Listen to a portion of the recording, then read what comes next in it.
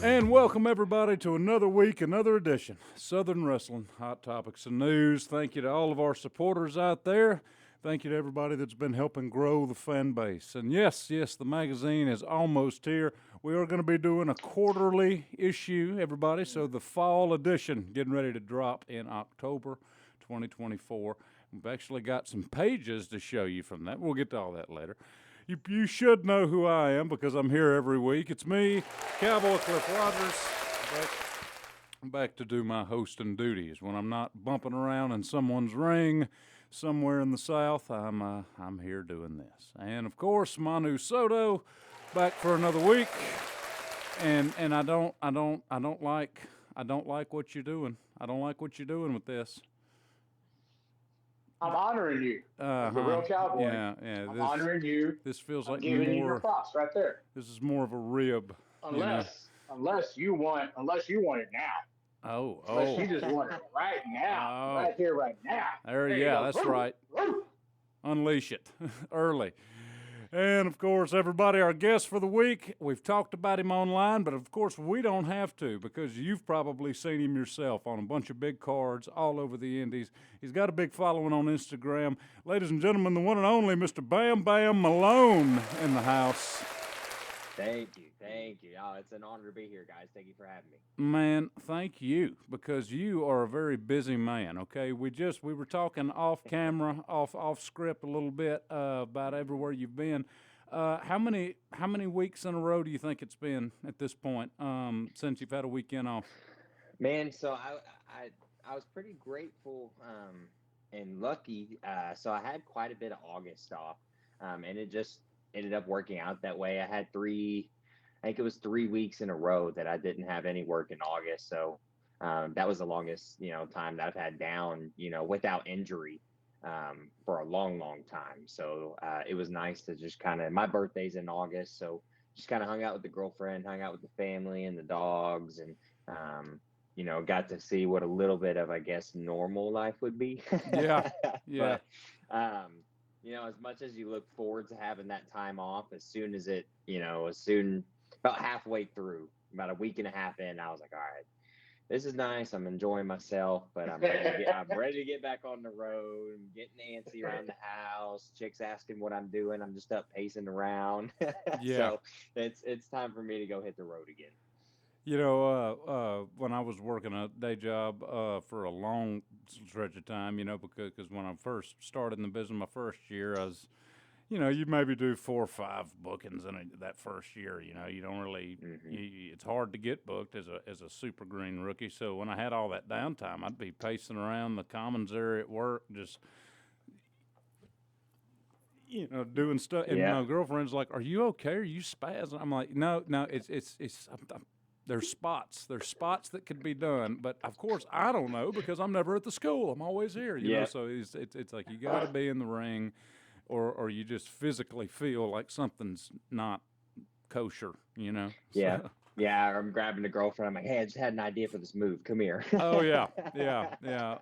My old lady actually fears that we're gonna give the wrong impression. Like when we go out and I just grab her arm, she thinks we're holding hands, and I slap the old arm wringer on there, and she's like, "Someone's gonna think that you beat me, and this isn't gonna be. We're gonna have questions to explain, So Yep, exactly. I said, "Hey, you signed up for It this." happens. Hey, Bam Bam. So, happy belated birthday. And what year are we looking at? Thank you, brother. I just turned 28, man. So I just turned Wait, 28 on hey, 28 on August 27th. Yes, sir. 28. And don't call me sir. No, There's yes, no sir. I know I'm about 4 years older than you, 85.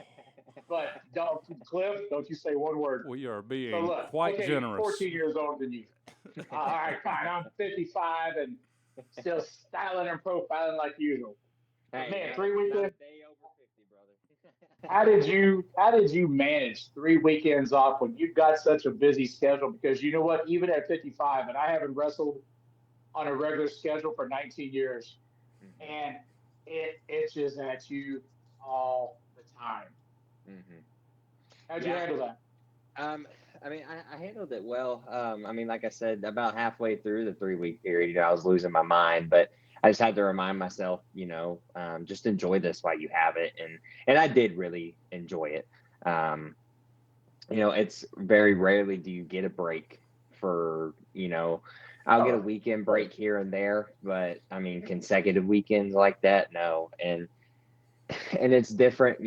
I do work a full-time job outside of this as well too. So Yep. it's not, I don't have the leisure of only focusing on wrestling. So Right. I would want to wrestle every single day, 7 days a week, if humanly possible. Um, but it's just not the case for me right now. So, I'm working, 50, 60 hours during the week on top of the travel and everything we do on the weekends. And then that's not including, the podcast that we do, Yep. during the week. And so I'm sure from the outside eye, it doesn't seem like we're as busy as we truly are. But unless you're in this business and unless you're, in the thick of it, you don't realize, how crazy this really can get. That's good though, because and Cliff will tell you too. At work, I've been a healthcare professional for 31 years. I hear songs, I hear this, I do that. I think it has something related to do with wrestling. Yep. This song, oh, that's a good entrance for Cowboy. That's a good entrance for Bam Bam. Or hey, this, that, this. Uh-huh. Man, I wonder how this guy broke his ankle. Did he land wrong? Okay, no, it was a motorcycle accident. Something like that. But you think about wrestling, but that's just it. The guys who succeed, they eat, drink, sleep, they dream about this stuff. They wake up when they're at their regular jobs until, wrestling is our regular job. Hmm. It's what we do. No matter if you do it 4 times a year, if you do it 400 times a year. It's what you think about, but everything evolves around it.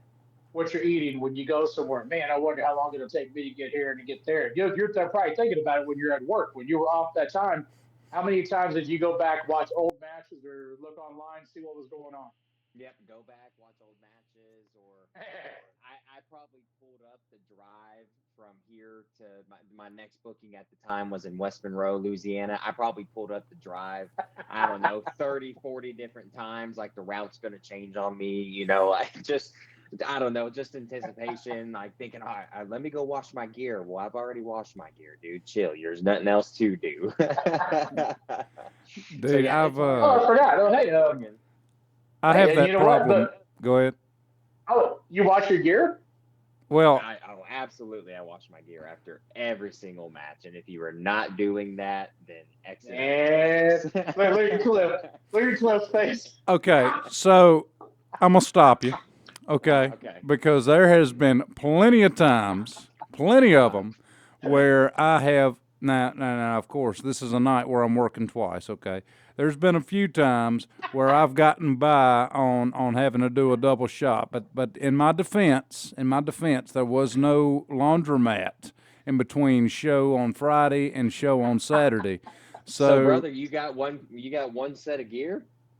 I mean, it's my favorite gear. Okay, look, Okay, I okay. will not go back to the white tights. They just didn't do me justice. Okay, I used to wear long white tights, and I kind of liked it. I kind of like the baby face lone rider all in Uh-huh. white. But the more I Hmm. watched those old matches, the more it just looked like I was wearing women's yoga pants, and Yeah. and you see a guy in cowboy boots and women's yoga pants on your YouTube, and you're like, what are you into, pal? I I'm mean, not real Hey, sure what no, what nobody's category gonna you ended judge up you. on. so Nobody's so gonna judge you, Cliff, especially on a Saturday night. You do whatever you want to do. It makes you feel happy. I went with the blacks and the fringe, and yeah, it is. Hey, all you gear makers out there that might be watching this, maybe we can work out a deal. Maybe we can work out a trade or something. That's another thing you Hmm. didn't mention. Finding good gear makers, man. That's tough to do in the Yep. Indies. Who do you Yeah. use? You can tell when wrestlers are on the road. How's that? They're the guys with the wet pants that are rolled up in the window and they're driving and they're drying their pants and gear at the same time. Well, I was Yep. gonna say, yeah, like I had to get away with hanging the gear outside the car, kind of letting it air, and then you just hose it down with a little axe, so that way the guy you're working with, I mean, you're already trying to win the match. You don't want to, give the guy a toxic, chemical bath either. Well, I think one of the best things I ever did was I got it was a pool floaty, the casing of like one of the inflatable pool floaties. So it was mesh on one side, so it's like a clear plastic, and it's a zip up. It's like a round zip up bag. Well, it's mesh on one side, so I keep that in my gear bag. So whenever I'm done with that gear, I'll throw it in there, so that way it's still able to breathe. So I mean, if I do have to wear gear 2 nights in a row, then at least on my way to the hotel or whatever, it's not just all crubbed or Yeah. jammed into my bag. At least it can breathe in that that mesh bag. But yeah, man, there is nothing worse than locking up with somebody and their gear stinks. Oh yeah, been there before. I'm not gonna personally embarrass him, but he knows who he is. He's one of my training partners, and yeah, If you want to talk about Mark Valiant, go ahead. Just say it out loud. I won't even mention his name. I feel some saltiness when it comes to that guy and you, man. I don't know. Is it just me or? Well, look, Bam. Who's your gear maker, man? Who makes your gear? It's a lady by the name of Tanya. She's in the San Antonio area, and her husband actually promotes an event down in San Antonio, heavy metal wrestling. So I got linked up with her, and she's amazing. I mean, she does really, really good work. But before I had her, I've used, I used a guy in like El Paso. I mean, it's hard to find a good solid gear maker. I lucked out with the girl that I have now, because man, like it would either take 2 or 3 times as long as they originally told you, or it would get there on time and it won't fit, or it looks like crap. Yeah. It looks absolute nothing like the design that they sent you. So gear maker, it's really, really hard to find a good one. Bootmaker as well, but when you do find a good bootmaker or gear maker, you better hang on to it. And it kind of sucks because you want to tell people about them, but the more you tell people about them and the more they get flooded, well then more than likely the less the better quality stuff isn't coming out at that point because they're just getting flooded. Well, my boot man, I have to give him a Mhm. little love here. Steve the Shoe Man. Y'all need to look him up. He is based in Melbourne, Australia, but the shipping does not kill you. I think I've paid like $60 for the shipping coming from literally across the world. Yeah, that's not bad at all. The guy is an artisan, man. I mean, he stitches the soles together. He doesn't do that glue that just comes right off, I showed him to Dapper, my trainer, and he looked at him and was like, "Oh man, this is like what we had in '92 or whatever." He was like, "This is gonna last you." So I put all of the guys at UW Academy on it, and man, he's like, I mean, I guess he's been around long enough. He's got a big staff because he'll have those things cranked out in 2 weeks. I mean, Oh, really? famous or non-famous. I mean, he didn't put you on the back of the list or nothing. I mean, quality stuff. So yeah, he also, if there's any viewers out there that are into circus clown gigs, he makes pro clown shoes too. Weird, but there you go. Check Did him you out. tell Rika? Jack of all trades. I did actually. Ricka Wildley has his current Rika? boots were actually made by Steve. So there you go. Bam, let's peel back the onion, man. So we've talked you up. We've talked about your gear and travel habits. I don't know how we got on that first, but now and we've also nailed down that you're 28. So like I was saying before we started the show, Manu's never met you, and I've only met you once. I met you at a Texas Style Wrestling taping in February 24.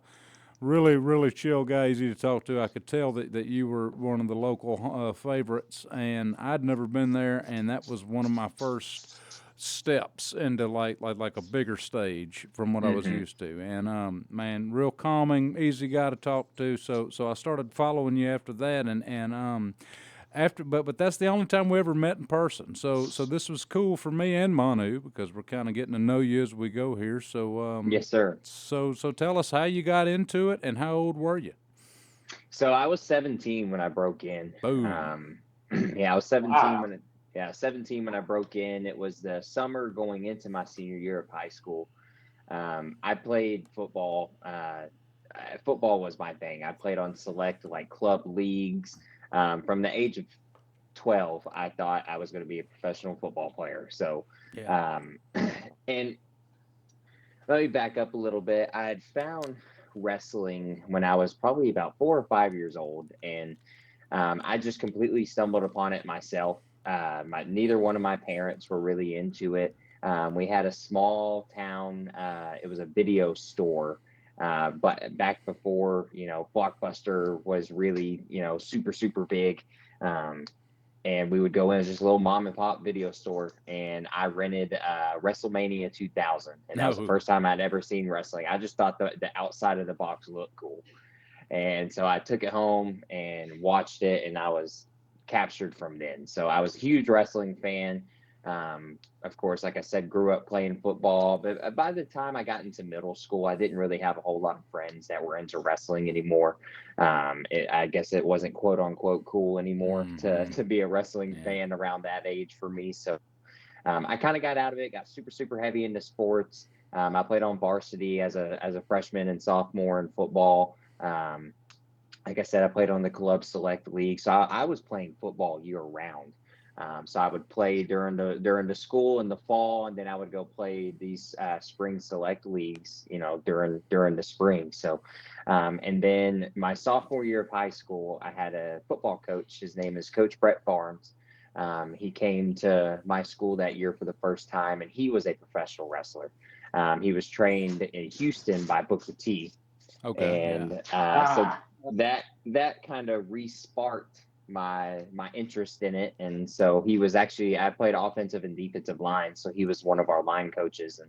And so I would just kind of BS with him at practice, and then he ended up being my track coach that year. So I threw shot and disc, so he was my throwing coach. So I sat out there and talked to him, and it kind of just re-sparked my interest. And so I went home and watched Raw again for the first time, and God, I mean, several years at that point, and automatically I was right back, huge fan again. And then it was around, I was about 16, almost 17 when I approached Brett about it, and I was like, hey, this is something that I'm interested in maybe getting into myself. And he told me, he was like, hey, that's awesome, that's great. Finish out your senior year of football, and then we'll go from there. And we'll fast forward. I went through one day of spring training going into my senior year, and the next day I went and turned in my pads, and I knew I was in my eyes that my football career was done. I wasn't gonna. I'd had injuries. I'd gotten hurt. I missed half my sophomore and half my junior year, so I didn't have any schools looking at me. And in my mind, wrestling was the next thing for me to do. Yeah. And I didn't want to waste any more time with football. That chapter's closed. Let's move on. So, my coaches were pissed. Everybody, nobody, quite understood why I was doing what I was doing. Even my parents, they were kind of like, dude, are you serious? Like wrestling? You want to be a professional wrestler? That's what you're wanting to do? But I stuck to it, stuck to my guns, and Brett introduced me to it's a group of guys here in the Dallas area, the Christian Wrestling Federation that we were talking about beforehand off air. He introduced me to them because they were the only group of guys that would allow me to train with them because I was 17. Mm-hmm. So he introduced me to them. So I would go train with them on Monday nights. And then they actually gave me a second set of keys to the building. So then Brett and I would go up there and do one-on-ones. So that was really good for me, just getting that one-on-one super early with him. I mean, we were just able to break everything down. I had more so of like the classroom atmosphere with the group on Monday nights, and then I would have the one-on-ones, a Yeah. couple of times throughout the week, and that just helped speed up the process of just I had so many light bulb moments Yeah. during those one-on-ones, and it all just clicked and made sense pretty quickly for me. And you got to have a good one-on-one before you're ready to get back in the classroom. I think because Hmm. like we said, you'll be walking around at work or with your girlfriend or whatever, just thinking of all these spots, and Hmm. a lot of them are just better left kept up here. But you don't know until you start walking it and doing it, and you're Hmm. like, okay, not pulling that out because there's just no way. Like Hmm. something sounds possible, and like then you find out, oh yeah, I can't bump there. I'd kill the guy.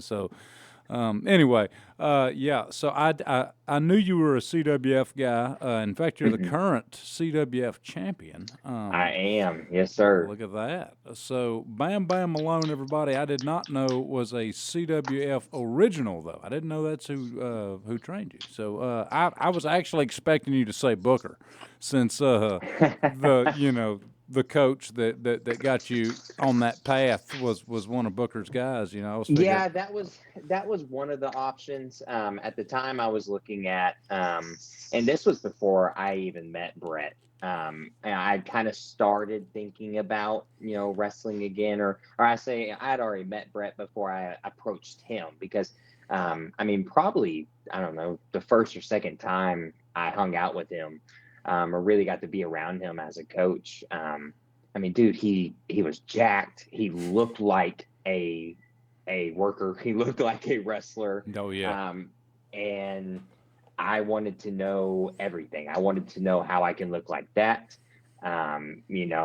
So him and I just hit it off right from the jump. And even before I approached him about it, and from I don't know, probably the first time I met him, dude, I was like, dude, I think I want to be a wrestler.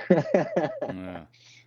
And it's crazy. My wrestling trainer, Dapper Dan, actually lived right by like me when I was in high school. Now, of course, he hadn't decided that it was time to get back in and start up a school and all that. Of course, that moment wouldn't come till 2020, right after the pandemic. But when I was in high school in the 2010s, I graduated in 2013. So yeah, so early 2010s and stuff. I was, begging, praying, like, man, I wish there was some old retired wrestler that could show me how to do this around here. Little did I know, I told him, I said, how crazy is it that you were maybe 12 miles from me, but Hmm. but that just shows you, it's all about divine intervention and it's all about timing because he laughed about it and was like, well, that is wild, but I was a different guy, and I was kind of not interested in having anything to do with the business. I was a little burnt out and was just enjoying being a cop. He goes, I would have probably told you to go somewhere else, back then. Yeah. So Did you sometimes actually approach him and tell him, "Hey, you're an old retired wrestler, and I'd like to see what I can do"? Did you actually tell him that? The I exact no, wording and everything, I hope.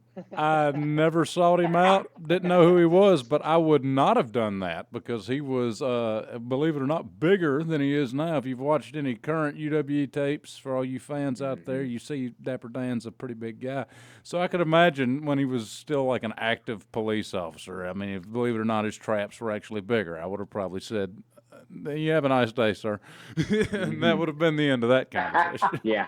And it especially was little. perfect. I mean, it was perfect timing, meeting Brett when I did meet him because he had already tampered off his wrestling career. He was coaching full time at this point. He was married, had a little boy. I want to say his wife was expecting, so um, he wasn't him having interest in me with wrestling was a way for him to keep involved with the business and not physically be in the business himself anymore. And I think it was cool for him to see the business from a different standpoint. And in the sense of he was, training and teaching me instead of being the trainer or the coach, he was more so the coach than the trainee. And I just think if I would have met him, any sooner than I did meet him, he wouldn't have had time to do all that Yeah, with me. absolutely. And Mhm. then you would have ended up in Booker's school as the other option. That would have been Exactly. Yeah. every wrestler, whether they're retired, semi-retired, out of the game, just have no interest anymore. There's always that little amber that's still burning there, and it Hmm. takes someone, hey, looking for an old retired guy, get me started. Hey, yep, that'd be you. Or hey, What do I do to get started? That spark gets ignited. Boom. You may not be in the ring again, but you still want to be involved in the business. Yeah, exactly. Yeah, and he was still. I mean, he's an amazing athlete. I mean, even to this day. And so, I mean, he was still able to get in there and get in the ring with me, and physically not have to have someone else show me. He was able to show me all that stuff himself. So that was really cool too, to have a trainer that was physically active with me, not just coaching from outside the ring.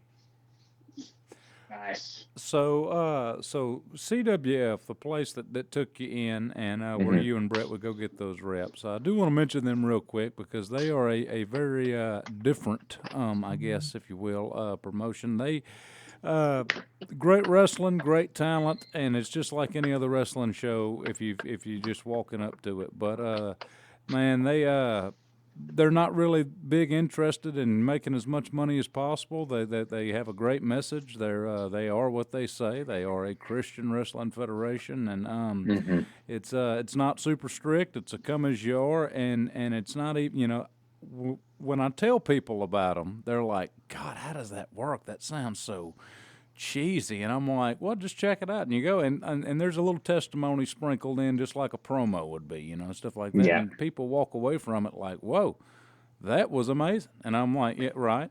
So Hmm. great group in Texas. I believe they're still based in Rockwall, Texas. And They are. Yes, yeah, sir. you can definitely find them, all you fans out there, on Facebook, YouTube, and they've been around a long time. There is imitators and people trying to duplicate, but they've been around over 20 years, and they've produced some great stars like Mr. Malone here. So they Yeah, know how to I make a want to wrestler. say, yeah, I want to say this upcoming May is going to be their 25th anniversary. Oh yeah, Their 25th anniversary show. So, and again, it was just kind of perfect circumstance. I mean, man, those guys from the time I walked in, they welcomed me with open arms, and I make the joke today that that is the only locker room that I take my wallet into. yeah. you know um and it's the only locker room I take my, and this is a shoot, man, like for real, it's the only wallet I take my, or only locker room I take my wallet into, only locker room that I don't worry about having my phone just sitting on top of my bag. And I'm not trying to throw dirt on anybody else, but I mean, it's just kind of unspoken rule in wrestling. You just don't bring that stuff in there. But it's just a group of really good guys, and they, like I said, they took me in with open arms, and I've known those guys for over 10 years now. And, to be able to build a bond that I've built with them, and they've seen me from, my very first time stepping into a professional wrestling ring to where I am now. So, they've been here since the beginning, and just a solid group of guys. And they do accept trainees as well, too. We have training there every Monday night. So, if you're a young man like I am looking for a place to belong, then the Christian Wrestling Federation is a really good spot. And Nice. also for all you Texans out there that are watching this, keep in mind they take kids. Yes, that's legal over there. The CWF kids is a thing. Yeah, the CWF Kid Camp are awesome, man. They have so much fun. I've had the opportunity to come in and guest coach a couple of the practices, and man, those kids are so fired up, and we have some really good athletes, man. Some really good athletes. I You was give gonna these say, kids a yeah. couple of years, yeah. You give these kids a couple of years. We have one kid. His name is Tress, and he's, God, I want to say he's 15. I think this is his second year doing it now. His mom was my fifth grade science teacher, and she made the mistake of telling me in fifth grade that she was a wrestling fan. Mm-mm. So I would stick around every day after school to show her what crazy thing Jeff Hardy did on Raw that night. But to have her son now involved with the kids camp, and he's a big kid, man. So when he gets to 17, 18, he starts training with the big boys. He's already going to have that experience, underneath his belt. He already knows the basics. He can bump, he can run the ropes. Oh yeah. So yeah, it's going to be a cool deal. It's a lot of fun. Well, it's really again, me and you were saying off camera, we've only met one time, but it's a small world because Hmm. we know so many people. So not only have I done two shows for the CWF, I was a guest star both times, and and I want to say to compliment what you said about them. It can be hard coming in when, especially when they're running a town you live in, and you're just a local worker. A lot of egos in the Indies. Yeah, I know, shock, but a lot of egos in the Indies, and it's and they told me, they were like, man, they said, we are just, you're a breath of fresh air because you didn't come in here saying, well, I need to be on this show. How come nobody called me? Hey, what? Can I get my boys on the show too? They said, Hmm. you simply came by, said, hey, good luck tonight. You need some help with the ring. I know how to set one up. So and you get a shot on the card right there. So anyway, I made a good relationship. I did two shows with him, and the kid you just talked about, Trace. I had the pleasure of getting to meet him at a church camp that we worked. It was man, Okay, it yeah. was had to have been, I don't know, 400 to 600 boys. We're talking Hmm. first through sixth grade. So much male energy in that place. It was an insane show, insane crowd. It was a great show, and Trace came as basically security, grabbing walkout gear and stuff as you took it off. Hmm. But I told him, I said, kid, I said, take take what you have and run with it, man. I said, because when I was your age, all I could do was just play football in high school and be like, one day, Yeah. just keep lifting weights. One day, I said, Hmm. man, you're there. And he showed me some stuff on his phone, and I'm like, man, I don't want to pump his head up too much, but I was like, you're a better worker than some of the people I know that are like three times your age. Like, Yeah. so, and some people just, their body won't let them do it. You might be born with something wrong. It really just isn't Hmm. for everybody. If everybody could do Yeah. it, everybody would do it. So, Yeah. Exactly. And I did tell his mom too, hey, he is still 15. So let's not just full blown caution, let's not just hit this ground running now.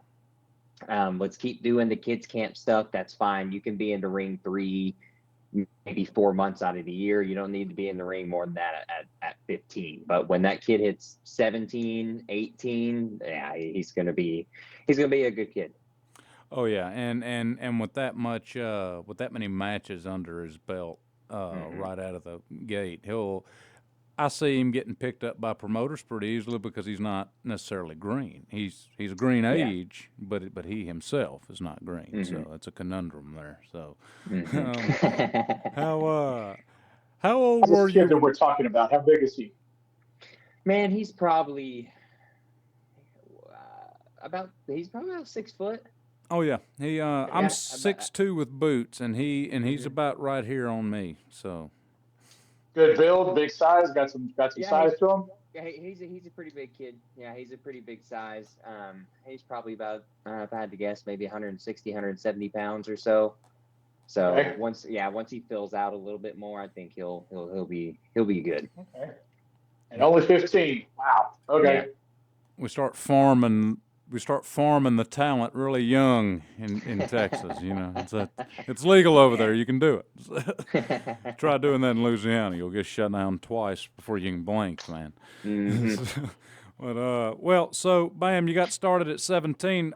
How old were you? Do you think when things really kind of started falling together for you? Were you just a natural? Did it just kind of string together as far as getting consistent work? Because as we'll get into here in a second, you've become a pretty much watched guy in from about Texas to the Mississippi area.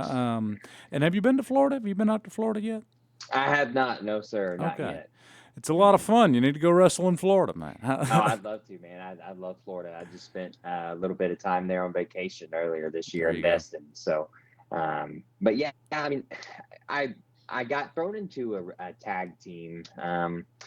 So I started training the summer I was 17. I had my first match January 17th of 2015, and then it was a few months down the road, probably about August or September of that year, I got thrown into a tag team with a guy. His name was Jackson Stone. And we started just taking bookings together in the Dallas area. And our very first time we ever got booked was at a company called MPX in Bedford, Texas. It's right outside of like Fort Worth area. But our chemistry, we just had it right from the jump, and we both had a really good look. And we were both big guys, and we just hit the ground running. And we got taken up to Tennessee multiple times, very, very quickly after that. We wrestled all over the South. So it was pretty instant for me. And then I was supposed to go spend a month in Germany. So this is 2016 now. So that following fall, I was supposed to go spend a month in Germany in November of 16. So things are rocking and rolling, going really fast. And I did the Harley race camp up in Missouri that year. And I ended up tearing my ACL the last day of that camp. The day before my 20th birthday, I tore my, so happy 20th birthday to me. Tore my ACL, missed going over to Europe. So that one really stung. And it took me about 8 or 9 months to come back from that. And, just to have that momentum, happening so fast, and then for it to come to a screeching halt like that, that was tough rebuilding. Because by the time I did come back, 8 or 9 months, the tag team thing wasn't really on the table anymore. So now you're taking someone that spent about a year establishing himself as a tag team guy, and now I'm having to build a singles career. So I think that was the toughest time for me, was just, coming back from the ACL injury. And then, of course, man, dude, you put on a little weight, you're down for 8-9 months. I come back, I don't have abs like I did before. So, I came back, I didn't look as good physically, especially mentally up here. I wasn't real sure about it. So, and then it was about, I want to say, I started gaining momentum again in like 2019. Wham, COVID comes. Oh, yeah.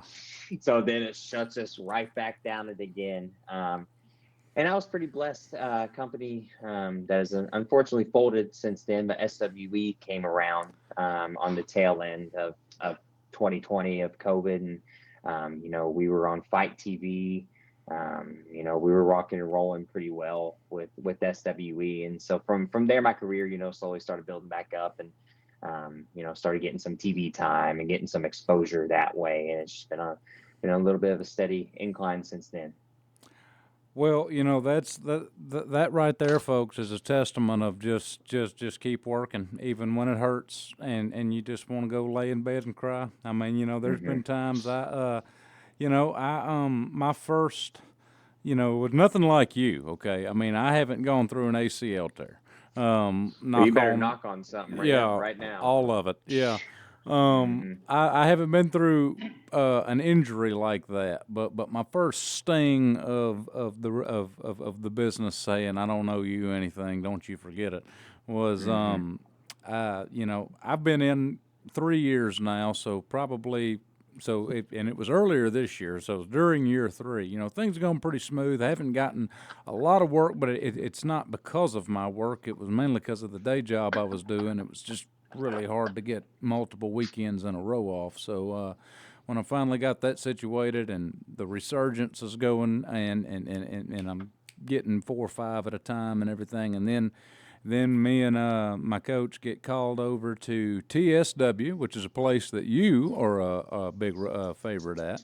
And, man, you talk about a great promotion.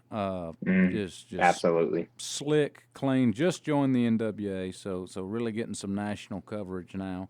And, that was my first big opportunity in the business. And did a match, did a taping. Everybody was friendly. Said they liked the work, and it was just a case of the phone never rang again. And when the phone didn't ring again, that was my first kind of, and again, not to compare it to yours because it wasn't like an injury or anything, but it But was. still, it's a kick in the nuts, man. Well, it you was know. like Hogan Yeah. gave me the boot, and then he was Hmm. coming in to drop the leg, and I'm just like, it makes you not want to go to the gym. It makes you just Hmm. want to go to the house and just eat and not care about your meal plan and just be like, what's it for, man? What's it for? And then like you you start getting a little angry and you start watching matches of people that were on the show and you're like, well, I can do that move. I mean, why Hmm. are they keeping him? So that was the first kind of punch to the face that I got from it, and I got back up and kept going, and Yeah. it hurt. I mean, Hmm. but you move on, and I think one thing that workers have to keep in mind, and I'm sure both of you guys can agree to this, is you can't always get mad at the promotion. I'm still a big TSW fan. I think they have a great thing going, and one day I hope to be back. But Yeah. they didn't need a very handsome cowboy at the time, and that's fine. But Hmm. but if you get Gatekeeper wasn't available. no, he was not. So that's Okay, where I just came checking. from. You know, Hmm. I was actually the I'm second glad they choice. had no idea. Because Oh, I was the third one, stop so it. we can bring that back in. Stop All it, right, you stop it. he's just gonna mute me out, isn't But if you get mad at everybody that tells you no or a critique, your career is going to last about 3 months. You know, Yeah. he? Yeah, Yeah. and I mean, I've even had situations, that happened to myself. I've gone down to places before on a whim. Just go hang out, do what you did, man. Go hang out, help with whatever they need, hope to get on the show. You don't get on the show, it's okay. Hey, I'll be back next month to try again. I mean, if you're not there, then you can't, excuse the French, you can't bitch about the opportunities that you're not there to receive. absolutely. And so you can hope in one hand, you can wish and hope in one hand, or you can piss in the other, see which one fills up faster. That's If you're it. not there, you you're not going to get the opportunities. And it's And just plain and simple. So you got turned down that time, but man, who's to say, you're not going to get that call back. Or if you just go and show up, then they may, hey, we do need that handsome cowboy, and they may pull you on in. there you go. Or you know? Manu down there, because he at I guess doing a gimmick change. I'm not sure what's happening with him today. Uh, Look, when you're Spanish, Hawaiian, Indian, but you're born and raised in Texas, you just got to bring it 100,000% Texan all the time. there you go. There you go.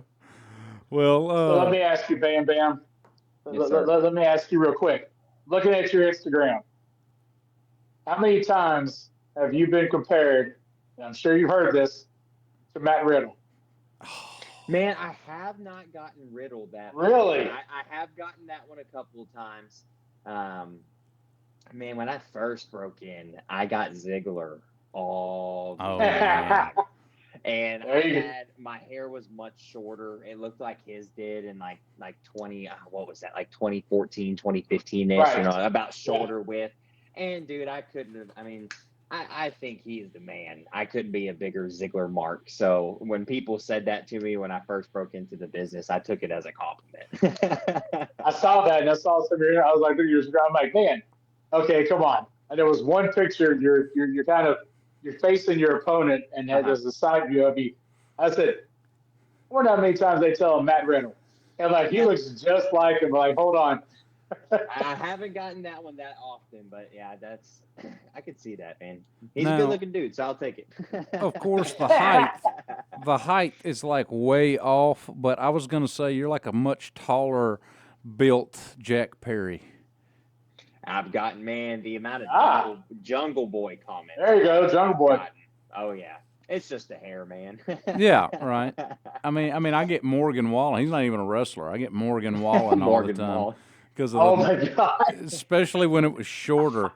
Uh-huh. And I'm working in Beaumont for Hurricane Pro one night, and they had a guy. He was so over. He ended up getting a belt there. His name was Jordan Jensen, and I get in there with I him, know and Jordan.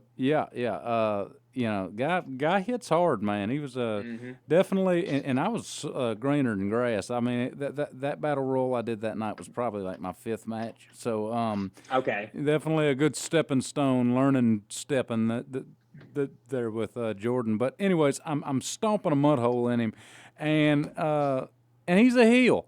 And the people love to boo him, and they're not even cheering me at all. They're just like, "Come on, Jordan, you're not gonna let Morgan Wallen do this to you, are you?" And I was like, of course, these days I'd have a field day with that guy. I'd look right at him, and but as a greener guy, you're just like, man, what do you do with that?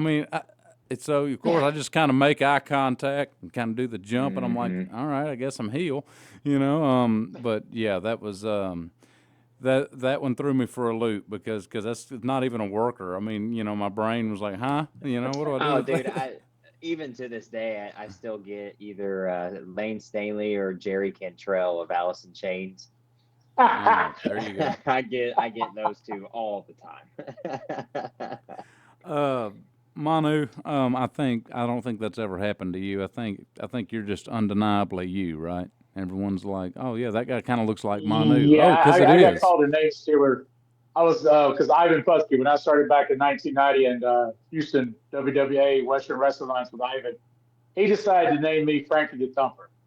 Okay, 1990, there was no Google, there was no social media. I couldn't go Frankie the Thumper. No, I go to my first show. Terry Taylor, Paul Orndorff, and Skander Akbar walk in and go, all right, you know what they do with thieves, right? I'm green. I'm 19. I'm like, sir, what do you with thieves? There's a Frankie the Thumper Lancaster. He's up in New York. He's not going to appreciate it. Sir, I had no idea. Ivan named you. Yes, sir. I had no idea.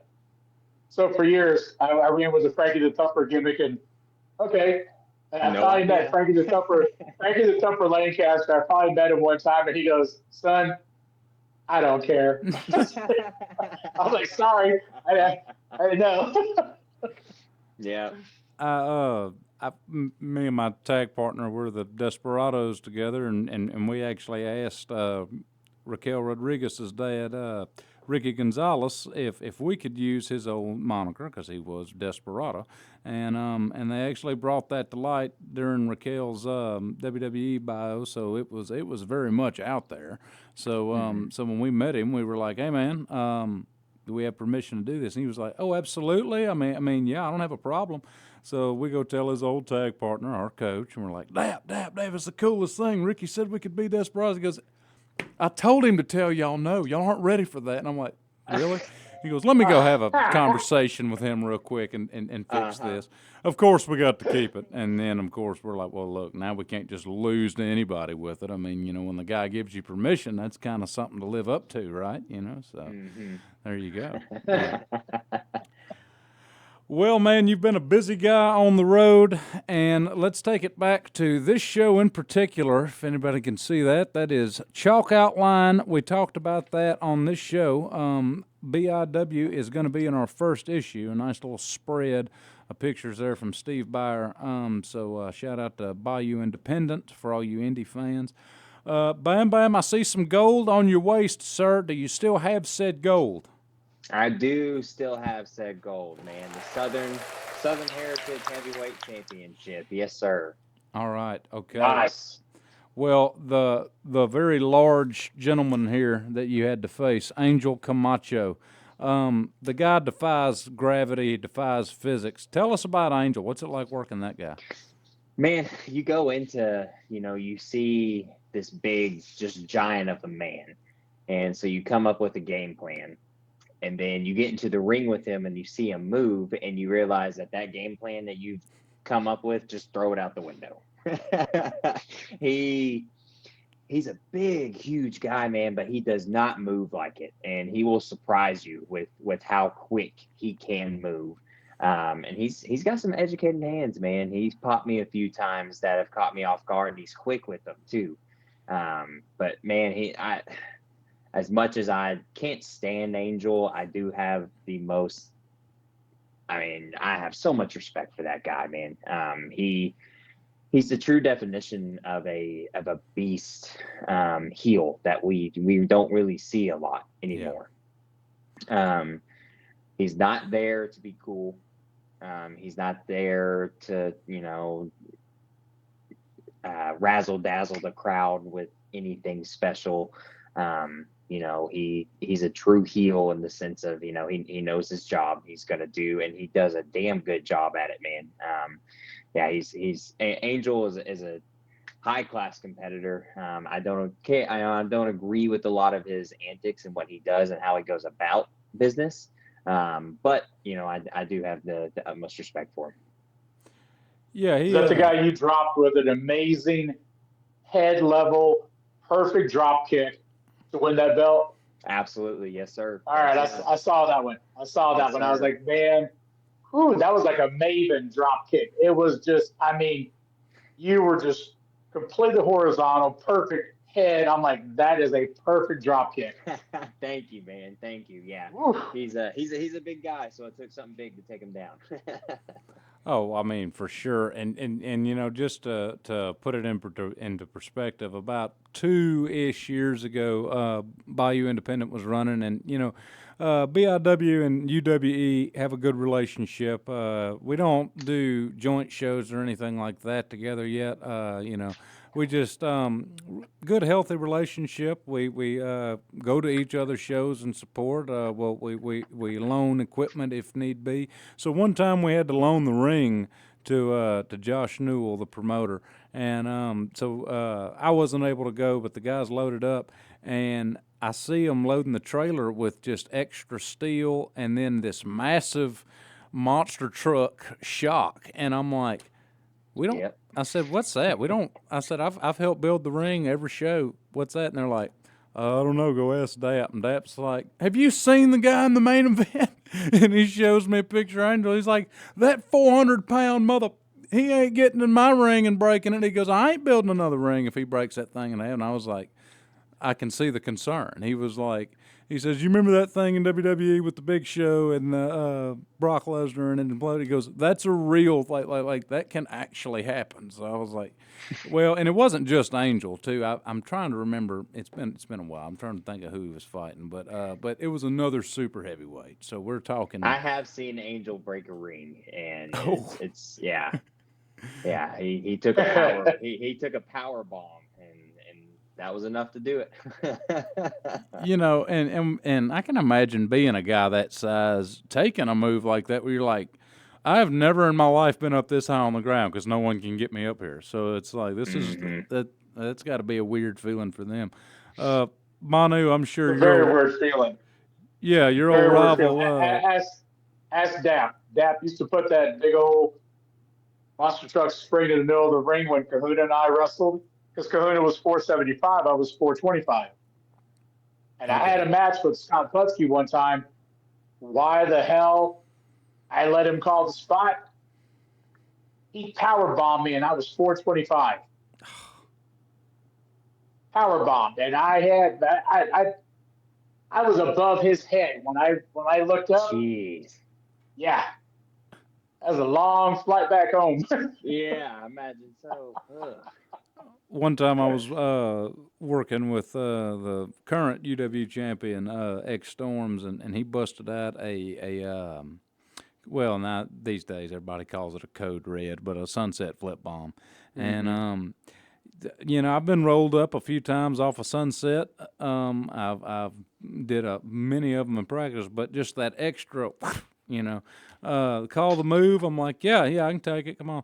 And then just that sudden snap of it, man, I was not ready for that. I mean, it's like I don't even have time to blink, and I'm on the floor. So, yeah, you don't realize how fast that move goes until you take it, and you're like, oh wow, okay. and you barely. I mean, you really kind of have to go ahead and again just have an experience in wrestling. Just you develop the instinct, but you barely have time to chuck your chin. So that right there could be concussion city if you for all you young wrestlers out there, hit the brake, relax. We'll get to those, okay? So, Man, so Bayou Independent, you are their Southern champion. How long have you had that title? I won that title last November, so it'll be almost a year Going coming on up a here year. soon. Okay. Well, Yes, sir. they've had some big names come through there. Some of those same names we've had in UWE, and some of those same names they have over in your state and at TSW. We're talking guys like Tim Storm and Adam Asher APOC. They're regulars at both places. But BIW in the past, man, they have brought in some real killer talent from TNA, some ex WWE guys. I know they had Ace Austin come in a year or Mm-hmm. two ago. Yes, sir. And I think they might have put the building at fire marshal capacity for that one. Mm-hmm. If you're ever in the Monroe area of Louisiana, be sure you check them out. But now let's kind of fast forward a little bit. Well, not really fast forward because yeah, it's all happening in the same time, I guess. But Texas style wrestling, that is one that we just completed writing an article about in the magazine. The article just got finished the other day, so not going to spoil anything that's going to be a good read for you folks later. But man, that is something that not only have they just joined the NWA over there in Forney, Texas, which is right there by Dallas, Mm-hmm. uh, but it almost looks like if you were to take clips of that and show it to somebody, they would think there's another AEW coming out. I mean that's Mm-hmm. just how there y'all have gotten with the production, and it's all through just some great backing and some great funding. But tell us kind of how you got brought into TSW a little bit, and tell us about just some of the people that you've gotten to work with over there. I mean, TSW, it's again, it's another one of these things that kind of just landed in my lap. Um, SWE was coming to a close. The company I touched on earlier, SWE was coming to a close, and it wasn't coming to a very good close. And Rodney Mack reached out to me. Rodney and Jazz are, I mean, they're huge supporters of myself, and they've been huge assets to my success. And I can't thank them enough for what they've done to me or done for me, and what they continue to do for me. And Rodney let me know, hey, hang tight. We have something else coming. We're going to take everything that was good about SWE. We're going to drop everything that was bad. Don't worry about it. And boom, TSW was born, and we started running. Originally, we were running at a airport hangar in Addison. It was a private airport, and so we converted this hangar into a studio. And what I mean by converted was we hung up black curtains Oh yeah. and and pushed the airplanes off to one side. And the first couple of times we ran, we had no. I think the first show we ran, it was in either April or May, and April and May in Texas is hot, and we had no AC. We had all the lights in there, and people don't realize, how much heat comes off of those production lights. When you have large productions like that, it's going to get hot in there. Oh yeah. And so it did, and it was quite miserable the first couple of times, just with no AC, and to see now what it's grown into here in Forney. Forney is my hometown. I grew up out here in Forney, and the building that we run in, it's called the OC. It stands for the Opportunity Center here in Forney. It's owned by the school district. It's a multi-billion-dollar facility. It has a 7,500 seat auditorium in the center of it. Mm-hmm. And then all around it is different stores. There's coffee shops, flower shops. There's an automotive repair shop. Every business that is ran inside of the OC is all student ran. Yeah. So these kids get an opportunity to come in there, and work on whatever they're wanting to do after high school and get real life experience. So we partnered up with the school district, and so we run in the theater at the OC, and it's about a 700-800 seat auditorium. And when NWA came this past May, we oversold the venue by about 200 tickets. So there's definitely a lot of interest in wrestling. This side of the Metroplex, we're about 25, 30 minutes east of Dallas. So we're out just far enough to still be able to bring some of those Dallas crowds to us. And also, I mean, the population out here in Forney is about 45,000 people. And I guarantee you a large sum of those 45,000 people don't know that there's independent professional wrestling happening in their own town. So it's just a huge opportunity for us. And it's really cool just to see where we started from that very first show in an airport hangar to having 800 plus screaming fans inside of a building with the large production and the quality of the production that we have. It's awesome, man. And we're launching a new streaming platform, Text TV. So that's going to be, and wrestling isn't going to be the only thing that's on Text TV. It's going to be a streaming platform. It's a Texas-based streaming platform. So we're going to have like an America's Got Talent type show. I'm going blank on the show. I think it's called One Lone Star. Basically, it's going to be a talent show, and that's going to be all streaming exclusively through Text TV. Of course, we're going to have TSW on there, but there's a lot happening right now that's super, super exciting, man. Manu, there's your shot at a second act career, man. Get on that Lone Star Talent, baby. What you got? And you know what? You'll make me do it again, aren't you? Lord. We're Oh, doing it's back on now. Here we go. I got started heading home to Texas now. Well, man, look, everything you just said, that is the reason Southern Wrestling Hot Topic and News exist. We want to get words like that out there, especially not just for Texas-based fans, but just fans that want a little something different, want to see a very high-quality independent. I recommend you check out TSW. One of the people that helped build UWE, where I started, helped build this magazine podcast, and is helping build you guys, is James Beard. How'd you get introduced to old JB, man? How'd that go? Early in my career. So Brett Barnes, the gentleman who helped break me in, he introduced me to Tim Storm. Him and Tim were boys. And so once I got introduced to Tim Storm, I got introduced to James Beard, I got introduced to APOC. You kind of just meet the whole crew at one time. Yeah. So I've known James, from the very beginning of my career. And it's really cool. We've blossomed into a really good friendship, and, we've traveled a lot together. And I've had I've been blessed enough to be able to sit in a car with him, 10 plus hours at a time and just pick his brain, just, get to have those conversations riding down the road with him. And now we're doing a weekly podcast together, TSW Live. We do that podcast. We should actually, film and record it in Forney at the OC.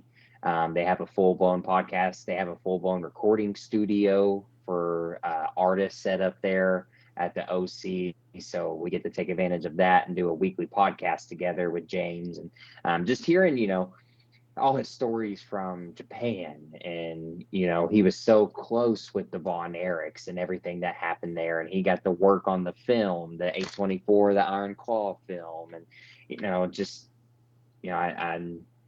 I'm truly blessed to be as close as I am with him, just to get that, not everybody gets to sit down and hang out with James Beard every week, and I do. Absolutely right. Yeah. Mm-hmm. And Nice. That's why I always thought it was very fortunate of me to just have him at our shows, because before I started kind of developing my footing out there, I didn't give myself permission to say good match until, okay, well, what'd James think? Okay. And then, and to have such a validated opinion, it's not just like, your boy in the front row said, oh yeah, man, look good. Not like just him saying, Yeah.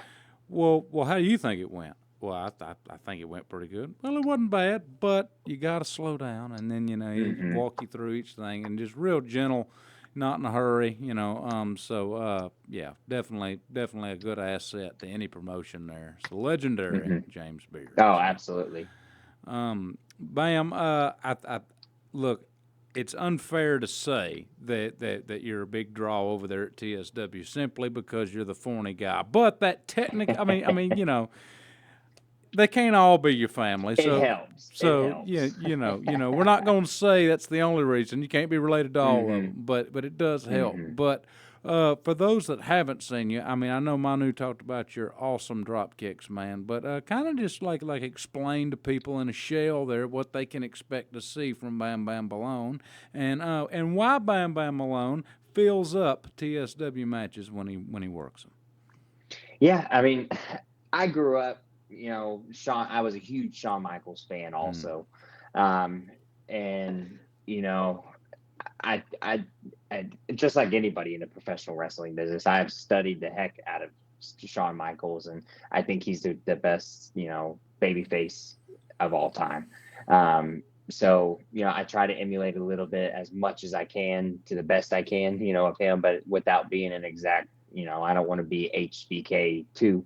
I want to be Bam Bam Malone. So I do a little bit of everything, man. And I know as cliche as that sounds, and as cliche as that answer is, it really is true. I can do the high flying stuff. I don't want to, but I can. But I'm definitely going to, punch somebody in the mouth when they're in that ring across from me. And, anybody who is able to make it to a TSW show,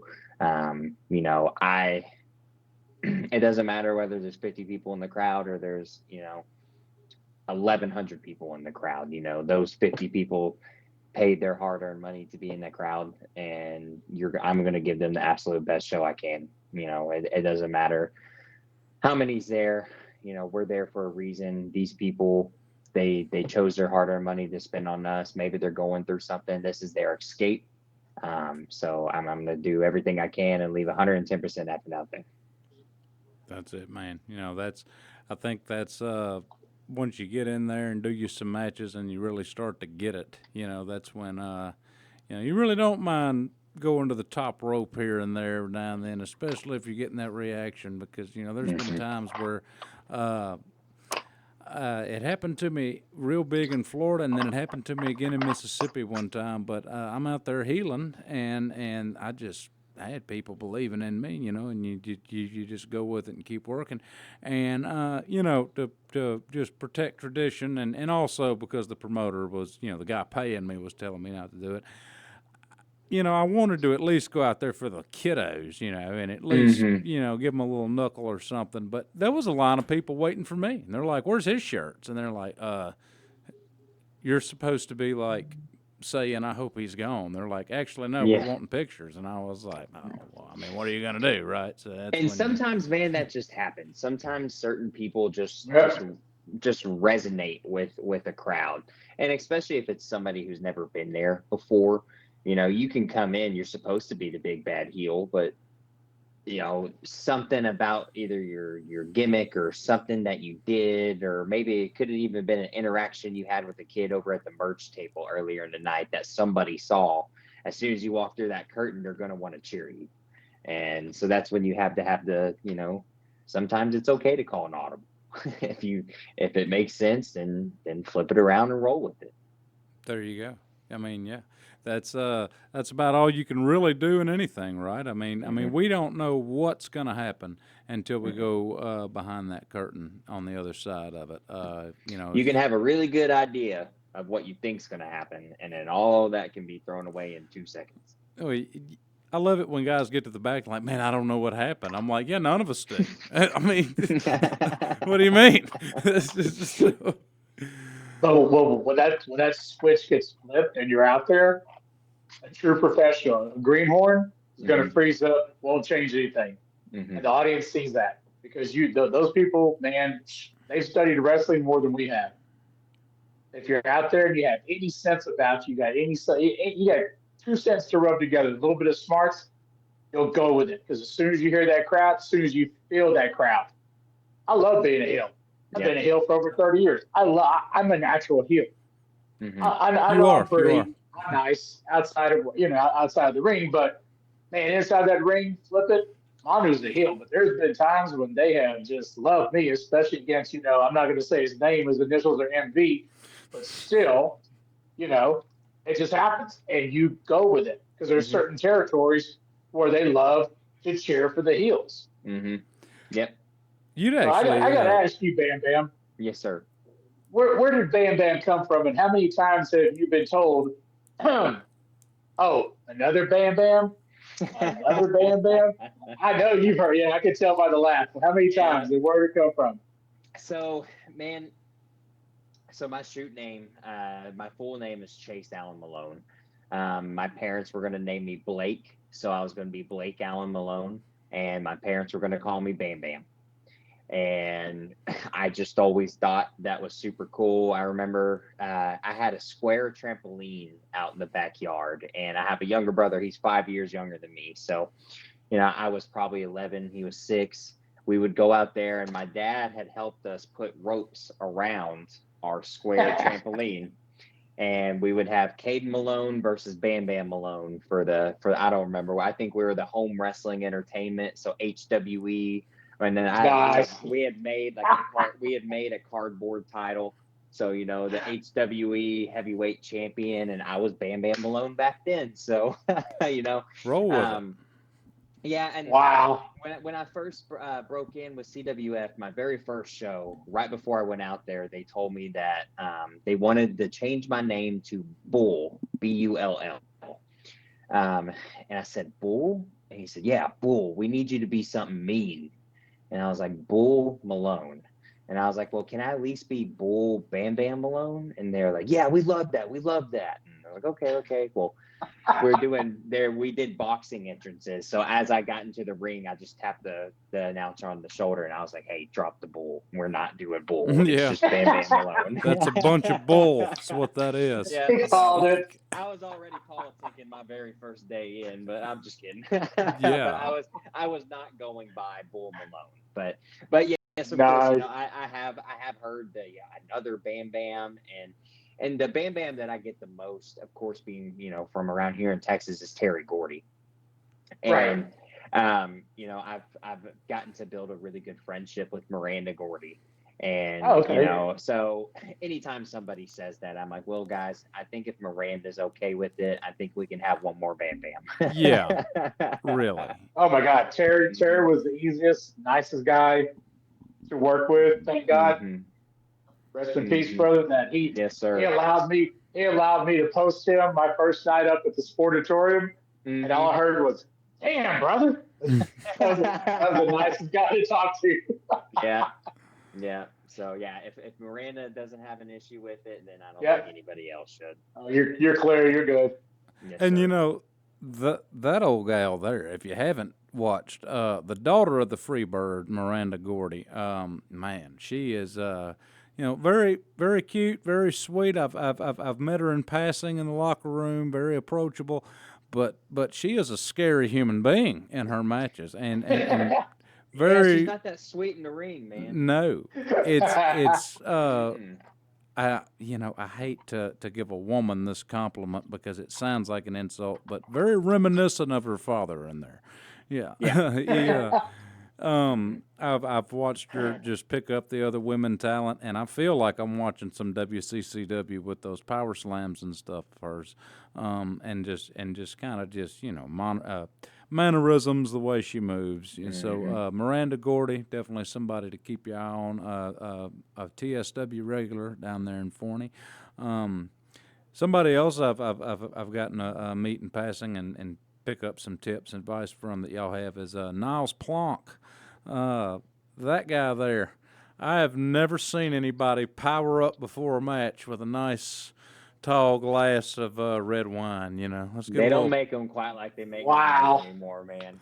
Yeah, look, they don't make them like they make Niles, man. And this is a straight shoot, okay? I knew he's the fancy wine guy, right? So he's gonna put the Hugh Hefner coat on, and I see him reach into his luggage bag and he pulls out a box of Franza, the wine you get in college, and he pulls that out. He pulls out a glass with a stem, and I'm thinking, oh, that's a cool prop. Yeah. And I look at him and I'm like, hey, man, is that wine? And he goes, oh, yeah, I'm I'm the wine guy, and I'm like, oh yeah, cool.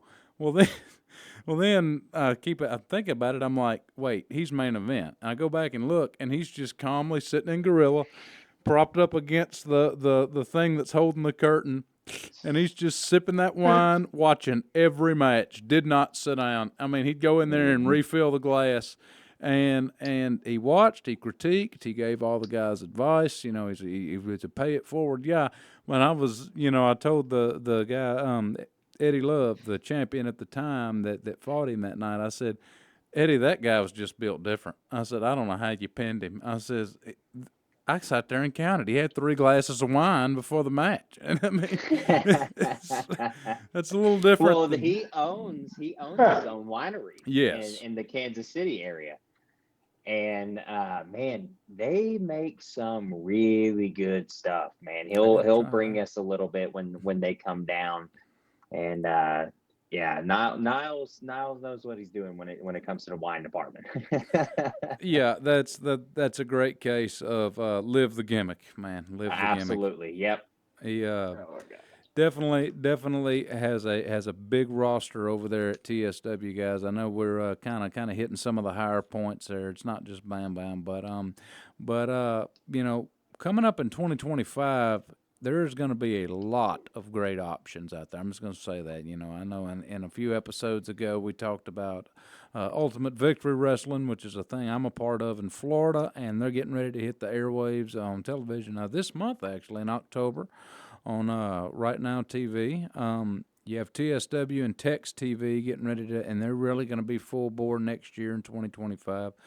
We're going to keep growing as fast as we can and keep putting the news of all this stuff as it's happening out there. I know that UWE in Louisiana, my home federation, we have some exciting things coming for 25. I had kind of had to do a little bit of a reset, a little bit of a retool, but I think we found us some new places that are really going to have some exciting crowds there. So, we're not really at the end of the year yet, but already, man, it looks like the scene from Texas to about Mississippi, kind of where we mainly cover, is just really starting to blossom here.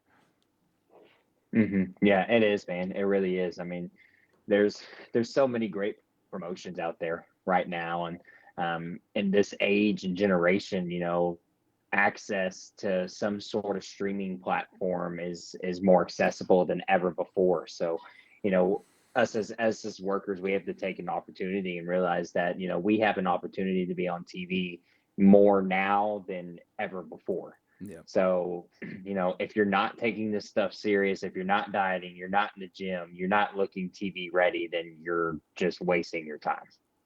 Yeah. And that is the wrestler's biggest fear, is that you're going to get back from a vacation or something where you've been knocking them back and eating fried food, and then that's when the phone rings. Yeah. And you're like, oh, no, and you've lost your tan. It's over. So I've had literal nightmares about that exact situation. I always keep a self-tanner in the bag. Of course, I got to have at least like a night's notice. But it's been a few times. In the wintertime, I'm telling you, you look bigger when you tan. You just do. Oh, yeah. Manu doesn't know anything about that, but you just look bigger when you tan. Look at that. Yeah. If he didn't have a black shirt on, it would be a white sheet of paper right there. But oh, no, man. That's that nice coconut caramel glaze all year long. The glaze. That's what I'm talking about. Yep. But there's been some November, December shows where I'm not going outside without layers on, so of course I'm white, so I've got to slather it on because I'm not going to get on, and it's not even TV. I mean, of course TV, but like I don't even like being on someone's Facebook reel or YouTube looking like garbage, because if that's someone's first impression, well, they're like, oh, that guy looks like he sucks. I mean, nobody knows it's from 6 years ago or however long, Yeah. So that's the downside of technology. You never know who might be watching, and when. So guys, look, good way to end the show here. I got something to show everyone, especially our viewers. If I can get my camera to if I can get my camera to cooperate. Yeah, there we go. Guys, like I told y'all to start the show, the magazine will be available digitally in October to be our first quarterly issue. Amazon will be the way you can get it digitally, and of course, physical paper copies will be available at affiliated independent promotions, TSW being one of them. So don't worry, sir, you're going to get yourself a copy. Okay, we're going to be sending a box with old Uncle JB, James Beard. And so, anyways, I wanted to show you guys this, and of course, we'll throw it up there for the fans. But this is a printout of what one of our features is going to end up looking like. This is the first page. A couple of different promotions featured. Lead photographer Steve Byer there did just excellent, amazing camera work. Always does. Yes. He's got some TSW stuff in there as well. In fact, we ended up writing an article. We had one of our writers do a whole article on TSW, so we kind of saved that. But awesome. Okay. This is one of our features going to be called Sights from the Shows, and basically, there's just not enough manpower to write an article on everybody we feature. So this is a fun little thing we came up with to where we basically just kind of put you a good little collection of some good high-profile events. I know right here on these pages I'm showing, we've got Texas All-Star Wrestling, somebody you've probably heard about there, Bam. They're right there in your neighborhood. Yes, sir. Worked with them several times. Yep. PWF, which is one I just debuted for, and man, top notch. Had a great time out there. Premier Wrestling in Houston. They're of course going to be featured as well. So, these aren't just people that own a ring and run shows at the Civic Center. I mean, this is some good magazine level talent, and we cannot wait to finally. I know, guys. I know. We're working. It's brand new. We're getting. We want to make sure we do it right, but we cannot wait to get this out. And then we will have a winter issue out in January 25. So we're hoping that with this fall issue, we hope to encompass everything that's going to happen for the rest of 24. I know. Indie wrestling changes like Louisiana weather, man. It, shows get canceled on an hourly basis sometime. But, for people like Premier Wrestling Federation, Bayou Independent, UWE, TSW, we try to get the list of dates and try to underline, highlight, big ones like your WrestleMania equivalent shows for that promotion, so that way fans can flip to the back or scroll to the back if you're reading on a tablet or something, and see when these things are happening. It's one thing to put you guys on the map, to put me on the map, but to put us on the map and then have a way to come see us and build a fan base there is why we're around. So. Wanted to show you guys the first prototype of what I hope will be a really cool feature there. So, Bam Bam, thank you so much for joining us, man. I know you're a busy guy and you need to get back to the R&R. But before we let you go, anything the fans need to know about Bam Bam Malone? Anywhere you're going to be? Anything you've been working on? What's going on? How they can follow you, how they can get a hold of you. Give us your Instagram, all your social medias. Yeah, absolutely, guys. Bam Bam Malone on Facebook, the one and only. If you go to Instagram, it's Bam Bam Malone 27, Bam Bam Malone 27, and then you can find me on Twitter too. Same thing, just Bam Bam Malone.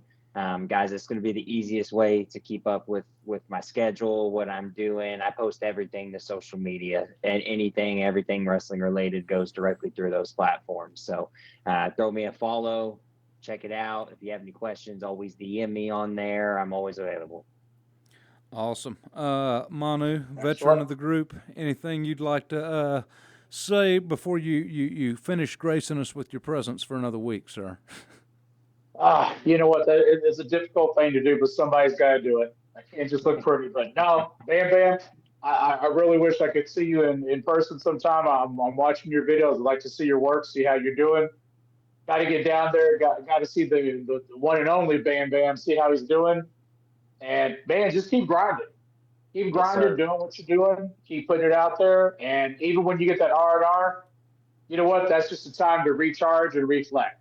Yes, Injury, recharge, reflect. Because I can look back on the last 30 years and go, man, ACL tear, PCL tear, MCL tear, concussion, this, fractures.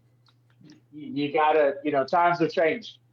You can't slow down. And yes, when you lose that tan, when all of a sudden you're coming back from recovery, you get that phone call, and it's like, do I do this? Do I take a chance? It's the business we decided to pick. It's the business we Yep. decided to get in, and it's a hit or miss business. But you know what? When it hits, it's a good business. Yes, It's a sir. very good business. So keep doing what you're doing, man. You look good on there. You look good in reels. And I'm sure you look even better in person. Hopefully, I get to see you sometime. Thank you, brother. Same here, man. Hope we get to meet soon. Oh And yeah. hopefully, me and you are going to end up sharing a ring before it's all said and done.